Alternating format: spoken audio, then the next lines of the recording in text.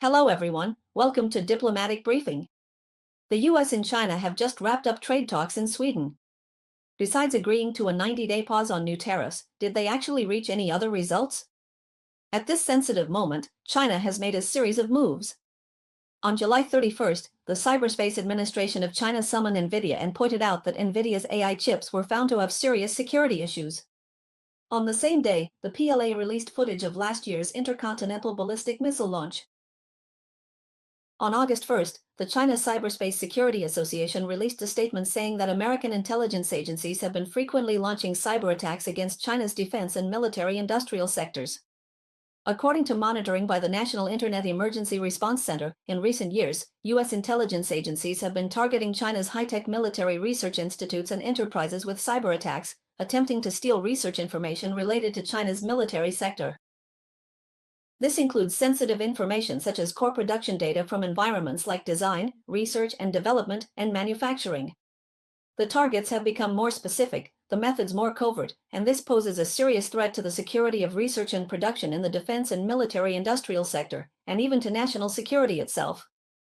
Since the exposure of the U.S. NSA's cyber attack on Northwestern Polytechnical University in 2022, U.S. intelligence agencies have been brazenly carrying out cyber espionage attacks against China's defense and military-industrial sectors. The authorities have listed two typical cases for public disclosure, aiming to raise security alerts in key industries and sectors. The first incident involved exploiting a zero-day vulnerability in Microsoft Exchange's email system to attack the mail server of a major Chinese military-industrial enterprise, maintaining control for nearly a year.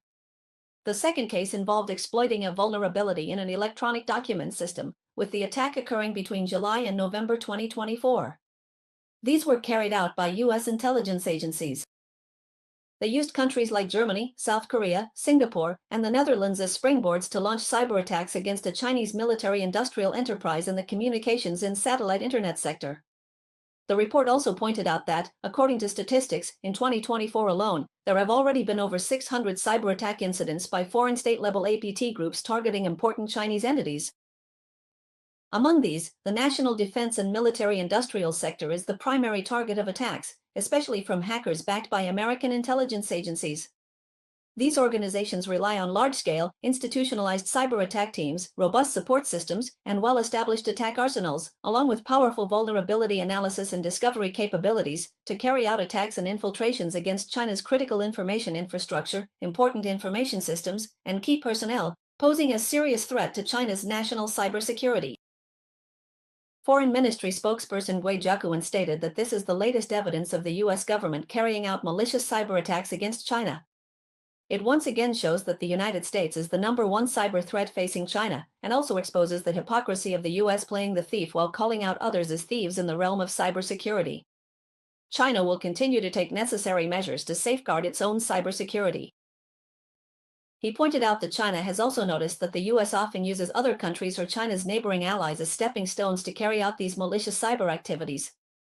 China has always maintained that cybersecurity is a common challenge faced by all countries and should be addressed together through dialogue and cooperation.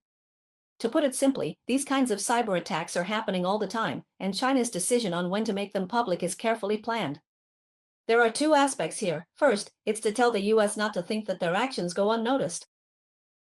If the U.S. thinks China doesn't know about these attacks, they're wrong. Secondly, it points out that those countries and regions used by the U.S. as stepping stones, whether they're being exploited by the U.S. or knowingly helping the U.S. to harm China's interests, China will definitely keep a record of this. It's worth noting that the spokesperson mentioned China will continue to take necessary measures to safeguard its own cybersecurity. What are these necessary measures? For those countries helping the U.S., especially European countries that are still trying to help the U.S. suppress China, there will definitely be consequences.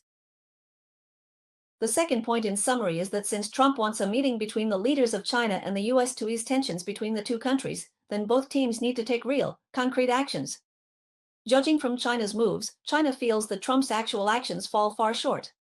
In addition, as U.S.-India trade negotiations have reached a deadlock, President Trump has been speaking recklessly on social media, harshly criticizing India, which has triggered reactions from some American media and analysts. There are concerns that this extremely important economic and defense partner for China might be pushed toward the China-Russia camp. On July 30th local time, Trump announced that starting August 1st, a 25% tariff would be imposed on Indian products.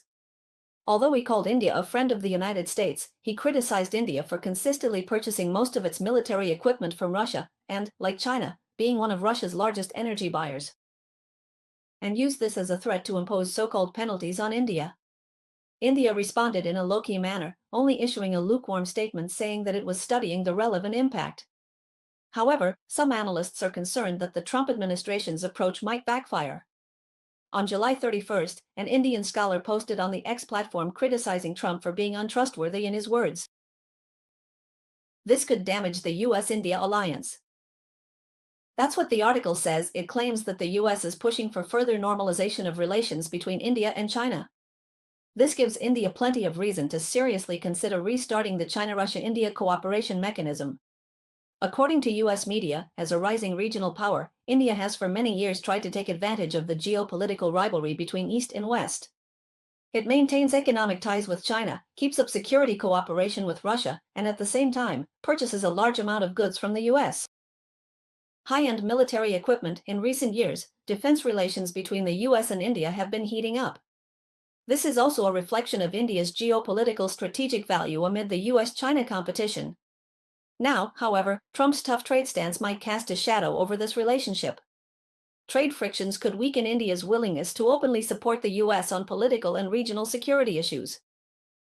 What the report is even more concerned about is that recently, both China and Russia have expressed support for restarting the trilateral mechanism, and there are also signs of easing in China-India relations.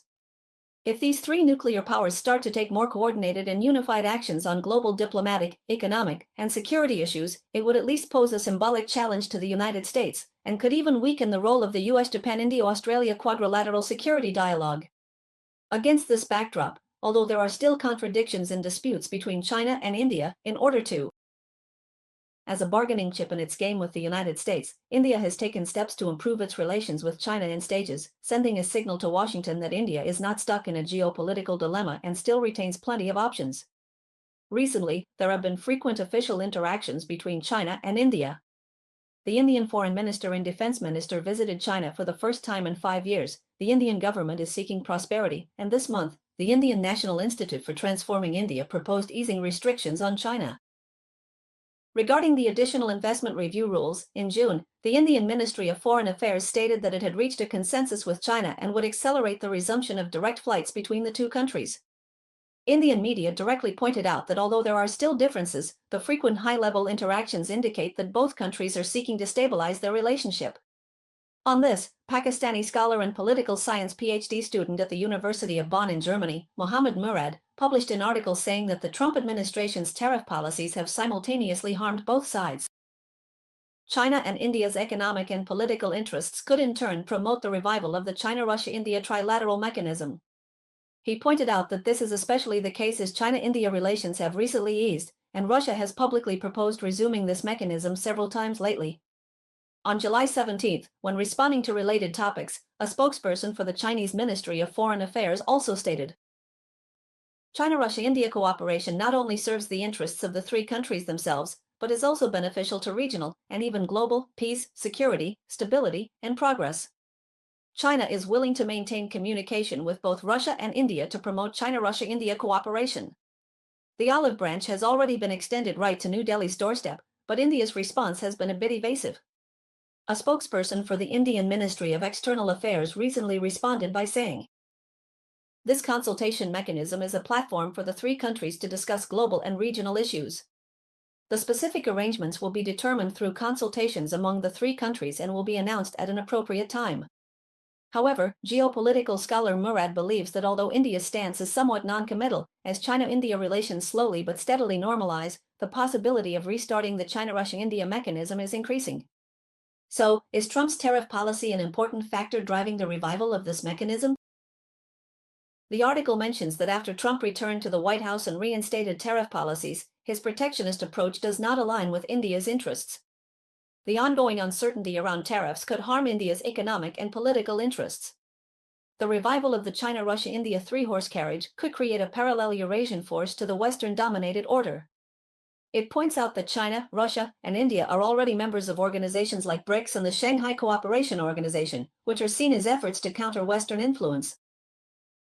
The restart of the trilateral mechanism will undoubtedly help promote the formation of a multipolar world and weaken the dominance of the West. On the midnight of July 31st, Trump continued to fan the flames, fiercely criticizing India's energy and military equipment trade with Russia on social media. He said, "I don't care what India does with Russia, they're big, they can drag each other down together. They're already a terrible economy, I really don't care. Our trade with India is pitifully small, and their tariffs are ridiculously high, probably the highest in the world." Speaking about Trump's remarks, Sujata Singh, a diplomat who worked in India's Ministry of External Affairs for nearly 40 years before retiring, told American media that India doesn't like being forced into a corner, nor does it like being put in such a situation. Trump's approach only makes things even more complicated, because for India, strategic autonomy is above all else. Derek Grossman, a professor of international relations at the University of Southern California and a former U.S. intelligence officer, believes that Trump has added quite a bit of trouble for Modi, and that the damage caused today is, in his memory, more serious than at any other time. He thinks that from now on, India will become much more cautious when dealing with the United States. Grossman also believes that Trump's actions could prompt India to develop even closer ties with China and Russia. And this will be disadvantageous to the United States. India has done quite well in terms of non-alignment or multi-alignment. It won't put all its eggs in one basket, and this is exactly the crux of the issue. Meanwhile, Barlow from Australia's Lowy Institute also pointed out in his latest commentary published on the 31st that recent developments show India is adopting a more pragmatic and flexible strategy toward China, which seems to be a direct response to Trump. What's rather ironic is that it was actually Trump's America First stance that accelerated this adjustment by India. For India, the lesson has already become crystal clear. In conclusion, no matter how sincere India is about easing Sino-Indian relations, now that tensions have already emerged in US-India relations, this gives China even greater strategic room to maneuver. Hello everyone,